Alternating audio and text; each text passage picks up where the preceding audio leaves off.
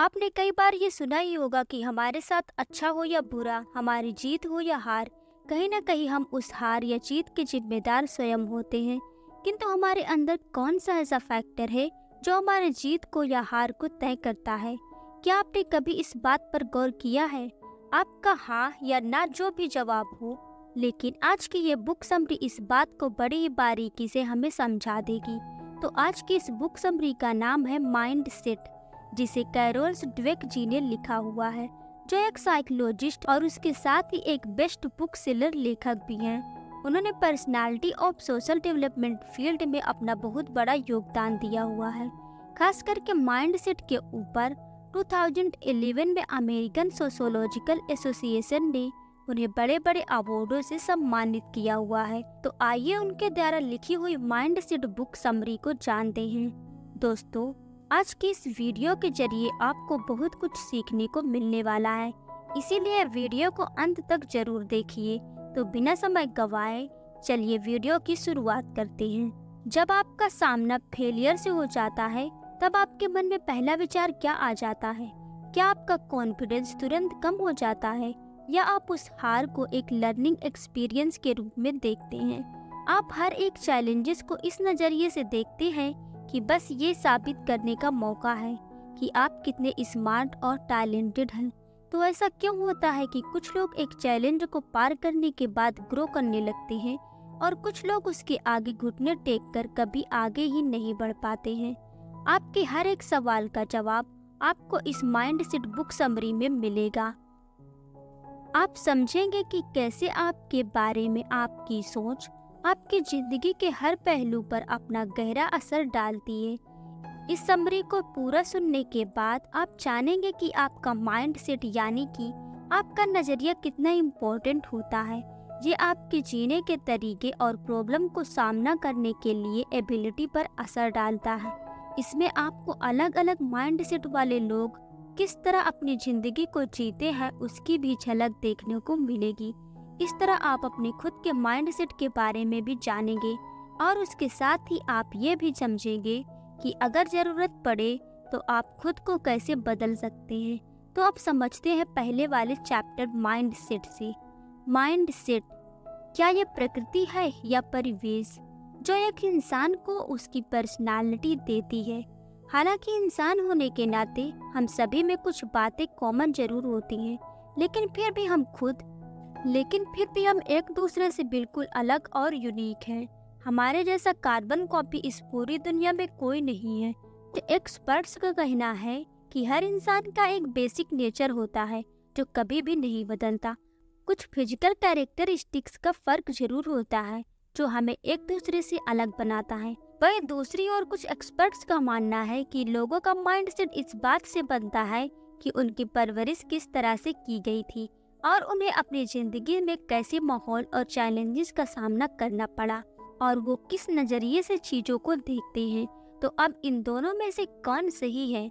तो उसका सही जवाब है दोनों। ये दोनों साथ साथ चलते हैं और अब आप खुद को कैसे देखते हैं वो आपको बना भी सकता है और बिगाड़ भी सकता है। ये बात आपको सुनने में अजीब लग रही होगी, लेकिन ये बात बिल्कुल सच है। कुछ लोगों को लगता है कि वे बहुत होशियार और स्मार्ट हैं और इसमें उनको बिल्कुल भी डाउट नहीं होता है। तो इसे फिक्स्ड माइंडसेट कहते हैं। इन लोगों का ऐसा मानना होता है कि हम सभी एक लेवल ऑफ इंटेलिजेंस और लिमिटेड कैपेसिटी के साथ पैदा होते हैं और इसे हम कम या ज्यादा नहीं कर सकते हैं। इन लोगों का माइंडसेट एक पत्थर की लकीर हो जाती है जहां वो अपने आप को बदलना ही नहीं चाहते हैं और ये उनके अंदर एक गहरी इच्छा को जन्म देता है। ऐसे लोग हर किसी को ये साबित करना चाहते हैं कि वे कितने स्मार्ट हैं।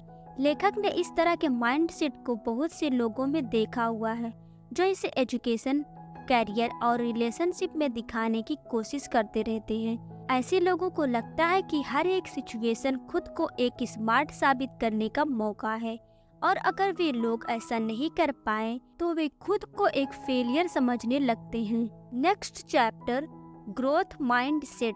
दोस्तों, इन सब से अलग एक माइंडसेट और है जो ये कहता है कि एफर्ट्स के जरिए खुद को बदला जा सकता है और इसे ग्रोथ माइंडसेट कहा जाता है। ऐसा तब हो जाता है जब आपको लगता है कि जिन क्वालिटी के साथ आप बड़े हुए हैं उसकी वजह से आप एक पॉइंट पर आकर अटक गए हैं। इसीलिए आप बड़े जुनून और जोश के साथ खुद को बदलने की कोशिश करने लगते हैं, क्योंकि आप जानते हैं कि आपको अभी बहुत कुछ सीखना बाकी है। ऐसे लोगों का मानना होता है कि पैदाइशी टैलेंट जैसी कोई चीज ही नहीं होती है और किसी भी चीज को लगातार एफर्ट्स के जरिए हासिल किया जा सकता है। अब समझते हैं अगले चैप्टर के बारे में, इनसाइड द माइंडसेट। जब आपका माइंडसेट फिक्स्ड होता है तब आप एफर्ट्स को एक बुरी चीज समझते हैं, क्योंकि आपकी सोच फ्लेक्सिबल नहीं होती है। तब आप यह मान लेते हैं कि या तो आप बहुत बुद्धिमान हैं या आप बिल्कुल भी बुद्धिमान नहीं हैं। लेकिन अगर आप एक ग्रोथ माइंडसेट वाले इंसान हैं तो आप समझते हैं कि एफर्ट्स करना ही आपको स्मार्ट बनाता है और उसमें आपका मकसद किसी को कुछ साबित करना नहीं होता है, बल्कि आपका गोल होता है कि खुद को लगातार इम्प्रूव करते रहना। इस किताब के लेखक ने हैंगकांग यूनिवर्सिटी में एक एक्सपेरिमेंट करने का फैसला किया।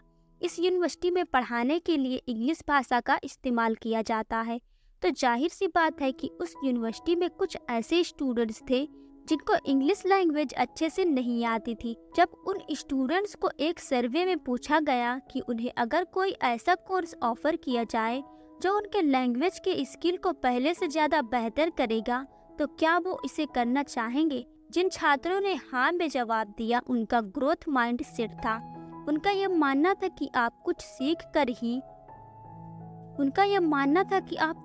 कर या खुद को बदल कर पहले से बहुत ज्यादा स्मार्ट बन सकते हैं। दूसरी ओर जिन छात्रों का फिक्स्ड माइंडसेट था उनका उस कोर्स में बिल्कुल भी इंटरेस्ट और दिलचस्पी नहीं थी और उनका जवाब ना में था।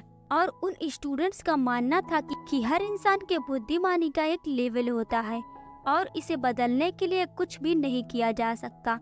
जब ब्रेन वेव्स की बात आती है तब भी ग्रोथ माइंडसेट और फिक्स्ड माइंडसेट वाले लोगों में अलग अलग पैटर्न देखा गया है। इस किताब के राइटर ने कोलंबिया के लेबोरेटरी में कुछ लोगों के ब्रेन वेव्स की स्टडी किया और यह समझने की कोशिश किया कि ब्रेन वेव्स किस टाइम पर बढ़ते हैं या उनमें कुछ बदलाव आते हैं। उनमें कुछ पार्टिसिपेंट्स से कुछ सवाल पूछे और उनके ब्रेन वेव्स को तब मेजर किया जब उनको यह बताया जाता था कि उनका सही जवाब था या गलत जवाब था। उनके ब्रेन वेव्स में तभी कोई हलचल दिखाई दी जब उनको कोई जवाब बताया जाता था और दूसरे लोग जो थे वो लेबोरेटरी में मौजूद लोगों को साबित कराना चाहते थे कि वे कितने स्मार्ट और बुद्धिमान थे। लेकिन जब उन्हें कोई इन्फॉर्मेशन दी जाती थी जिससे वे कुछ सीख सकते थे तब उनके ब्रेन वेव ने कोई इंटरेस्ट ही नहीं दिखाया। यानी जब उन्होंने गलत जवाब दिया तब उन्होंने सही जवाब से कुछ भी नहीं सीखने की कोशिश की। जब ग्रोथ माइंडसेट वाले लोग को स्टडी किया गया, टीम ने देखा कि जब उन्हें कोई इन्फॉर्मेशन दी जाती थी तब उनमें उन्हें जानने की उत्सुकता जाग उठती थी, क्योंकि वे स्टूडेंट्स जानते थे कि सीखने से उन्हें आगे बढ़ने में और ग्रो करने में मदद मिलेगी। क्योंकि फिक्स्ड माइंडसेट वाले लोग चुनौतियों का सामना करने से कतराते हैं और हमेशा एक कंफर्ट जोन में रहना चाहते हैं और अपना कॉन्फिडेंस उन चीजों के जरिए बढ़ाते हैं जिन्हें वे आसानी से पा सकते हैं, क्योंकि उन्हें लगता है कि उनके पास जो नॉलेज और टैलेंट है उसके ऊपर कुछ सीखने की कोई गुंजाइश ही नहीं है और वे सब कुछ पहले से ही जानते हैं। और ऐसे लोगों को मेहनत करना और रिस्क लेना पसंद नहीं होता। इन लोगों का ऐसा मानना होता है कि अगर किसी चीज में मेहनत करने की जरूरत पड़ रही है तो इसका मतलब यह है कि आप उस चीज में अच्छे नहीं हैं, तो उसे बेकार में ट्राई करने का क्या मतलब। उनकी सोच इसी बात पर अटकी हुई रहती है कि या तो उनके पास पूरी स्किल है या फिर बिल्कुल भी नहीं है। लेकिन अगर आपने सीखने से इनकार कर दिया तो आप इम्प्रूव कैसे करेंगे। ग्रोथ माइंडसेट वाले लोग अक्सर खुद से यही सवाल पूछते हैं, इसीलिए वो हर चैलेंज को एक्सेप्ट करने के लिए तैयार रहते हैं, क्योंकि वे जानते हैं कि अगर वे फेल भी हुए तो भी वो उससे कुछ न कुछ जरूर सीख लेंगे। और ऐसा नहीं है कि ग्रोथ माइंडसेट वाले लोगों को असफलता से तकलीफ नहीं होती, लेकिन वो इस फेलियर से खुद को टूटते हुए नहीं देते हैं। उनका जज्बा ऐसा होता है कि मैं फेल हुआ तो क्या हुआ, मैं अपनी गलतियों से सीखकर दोबारा से उसका सामना करके उसे पार कर लूंगा। अब इस विल पावर को लेकर आगे बढ़ते हैं और समझते हैं कि अगले चैप्टर में क्या है। Mindset of champion. अगर आप खेल में दिलचस्पी रखते हैं तो आपने कई बार इस लाइन को सुना होगा, कि वो तो एकदम नेचुरल गिफ्टेड प्लेयर है। पहले तो आपकी भी ऐसी ही सोच रही होगी कि ऐसा कहने में कुछ गलत भी नहीं है, क्योंकि वाकई में कुछ लोग एक्स्ट्रा ऑर्डिनरी टैलेंट के साथ पैदा होते हैं, जैसा मानो वो एक महान स्पोर्ट्समैन बनने के लिए ही पैदा हुआ हो। लेकिन अब आपने इस किताब की समरी को सुन लिया हुआ है, तो अब आप इसे एक अलग नजरिए से ही देखने लग जाएंगे। हालांकि फिजिकल क्वालिटी जैसी ही हाइट, लंबे पैर वगैरह आपको कुछ एडवांटेज जरूर दे सकते हैं, लेकिन यह माइंड सेट ही है जो आपको दूर तक ले जा सकता है। बिल बिन कहते हैं कि वे एक नेचुरली गिफ्टेड इंसान हैं और वे जब स्कूल में थे तब वे खेल में बहुत ज़्यादा एक्टिव थे। बास्केटबॉल में वे MVP थे और फुटबॉल में क्वार्टरबैक थे। उसके साथ ही बेसबॉल में वे सबसे बेहतरीन हिटर थे। उनके पास एक चैंपियन माइंडसेट के अलावा सब कुछ था। बिल जी का माइंडसेट ऐसा था कि उन्हें लगता था कि उनकी पैदाइशी टैलेंट उन्हें सबसे यूनिक बनाने वाला है। जैसे जैसे वे बड़े होने लगे तो वो खुद पर कंट्रोल खोने लगे। जब भी उनसे कोई गलती होती थी तब उन्हें बहुत गुस्सा आने लगता था और वो इस स्ट्रेस को सहन नहीं कर पाते थे और फिर वे अपना गुस्सा दूसरे लोगों के ऊपर उतारते थे। वे अपने फिक्स्ड माइंडसेट में इतना उलझ गए थे कि वे अपने प्रॉब्लम को सॉल्व नहीं कर पाए। वो भी ऐसा सोचने लगे कि अगर उनसे कोई भी गलती होती है तो वे नेचुरली गिफ्टेड इंसान नहीं है। उनका मानना था कि एफर्ट्स और प्रैक्टिस सिर्फ उन लोगों के लिए है जो कभी बेस्ट हो ही नहीं सकते। दुर्भाग्य से यही माइंडसेट उनकी असफलता का कारण बन गया। उसके बाद बिन जी एक बेसबॉल प्लेयर तो नहीं बन पाए, लेकिन उसके बजाय मेजर लीग में एक एग्जीक्यूटिव बन गए। इसी काम के दौरान उन्हें यह एहसास हो गया कि उनमें कितना बड़ा दोस्त था और वो था उनका फिक्स्ड माइंडसेट। एक और इंसान थे लेनी जी, जो उनके पहले टीममेट थे। उन्होंने बिल जी को अपनी गलती का एहसास करवाया। लेनी जी किसी भी नेचुरल गिफ्ट के साथ पैदा नहीं हुए थे, बल्कि उनकी तुलना बिल जी के साथ की जाए तो बिल जी आसानी से उन्हें हरा सकते थे। लेकिन बिल जी ने यह देखा कि लेनी का माइंडसेट एक चैंपियन जैसा था और उन्होंने फेलियर को कभी एक हार के रूप में नहीं देखा, बल्कि एक मौके की तरह देखा जिससे वे कितना कुछ सीख सकते थे। लेनी जी अपने फेलियर को एक सिग्नल की तरह देखते थे, जिसका मतलब यह था कि उन्हें अब और कड़ी मेहनत करने की जरूरत है। तब जाकर बिल जी को यह एहसास हो गया, चाहे आप में कितना ही नेचुरल टैलेंट क्यों ना हो, लेकिन अगर आपका माइंडसेट गलत है तो आप कभी भी चैंपियन नहीं बन सकते हैं। तो अब आप क्या सोच रहे हैं? ग्रोथ माइंडसेट को अपनाने में अब भी कोई देरी नहीं हुई है। हर सुबह बदलाव के लिए एक नया मौका लेकर आती है। आप भले ही यह बुक समरी सुबह को सुन रहे हो या शाम को सुन रहे हो, लेकिन बदलने की शुरुआत अभी और इसी वक्त से हो सकती है।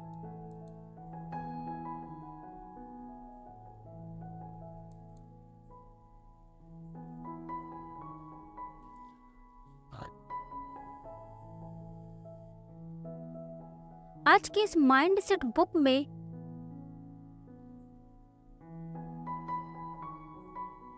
आपने इंसानों के दो माइंडसेट के बारे में सीखा, जो ग्रोथ माइंडसेट और फिक्स्ड माइंडसेट है। जब आपका माइंडसेट फिक्स्ड होता है तब आप ये सोचते हैं कि आपके स्किल्स को या टैलेंट को बदला नहीं जा सकता है या उसे बेहतर नहीं किया जा सकता है। यही कारण है कि आप दो तरह के रिजल्ट्स के बारे में सोचते हैं, या तो आप उसे नेचुरल टैलेंट या तो आपके पास नेचुरल टैलेंट है या फिर बिल्कुल भी टैलेंट नहीं है, और फिर आपकी सोच सिर्फ हार या जीत तक ही सीमित रह जाती है और आप ग्रोथ के बारे में सोच ही नहीं पाते हैं। फिक्स्ड माइंडसेट वाले लोग यह मानते हैं कि हम सब लिमिटेड कैपेसिटी के साथ पैदा होते हैं और सीखना या मेहनत करना फिजूल है। असल में फिक्स्ड माइंडसेट वाले लोग हारने से डरते हैं कि अगर वे फेल हो गए तो उनकी इमेज खराब हो जाएगी और सब लोग उन्हें एक फेलियर समझेंगे। इसीलिए वो किसी भी चैलेंज को एक्सेप्ट ही नहीं करना चाहते। जबकि ग्रोथ माइंडसेट हमें यह सिखाता है कि सीखने का कोई अंत नहीं होता है और इसमें आप अपनी गलतियों से सीखकर लगातार खुद को पहले से ज़्यादा इम्प्रूव कर सकते हैं। असफल होने के बाद भी आप रिस्क लेना बंद नहीं करते और आप लगातार मेहनत करना जारी रखते हैं। फिर यही मेहनत बाद में आपको सफल बनाती है। उसके साथ ही आपने यह भी जाना कि माइंडसेट का आपके जीवन पर कितना गहरा असर होता है। जब आप किसी प्रॉब्लम का सामना करते हैं तब तो फिक्स्ड माइंडसेट आपको कोई रास्ता नहीं दिखाता है। वहीं जब आपका ग्रोथ माइंडसेट आपको एक नया रास्ता दिखाकर उस समय जब आप किसी प्रॉब्लम में होते हैं तब फिक्स्ड माइंडसेट आपको ढीठ बना देता है, जो आपको दूसरे रास्ते को देखने ही नहीं देता, जबकि ग्रोथ माइंडसेट आपको एक नया रास्ता दिखाकर उस समस्या को सॉल्व करने में मदद करता है। खुद के बारे में आपकी जो राय है उसको बदलना थोड़ा मुश्किल तो है, लेकिन असंभव भी नहीं है। अपने खुद के विचारों को आपको पीछे पकड़ कर रखने न दें, पर कभी भी सीखना और कोशिश करना बंद ना कर दें, क्योंकि जिस दिन आपने यह मान लिया कि आपको सब कुछ आता है और आपको कुछ सीखने की जरूरत नहीं है, असल में आपकी हार उसी दिन ही हो जाएगी। अगर कभी आपका फिक्स्ड माइंडसेट रहा भी है तो उसे धीरे धीरे करके ग्रोथ माइंडसेट की ओर ले जाइए। इसी के साथ आज की यह माइंडसेट बुक समरी यहीं पर समाप्त होती है। आपको यह वीडियो कैसी लगी या हमें नीचे कमेंट में जरूर बताएं। उसके साथ ही हमारे इस चैनल को सब्सक्राइब जरूर करें। Thank you.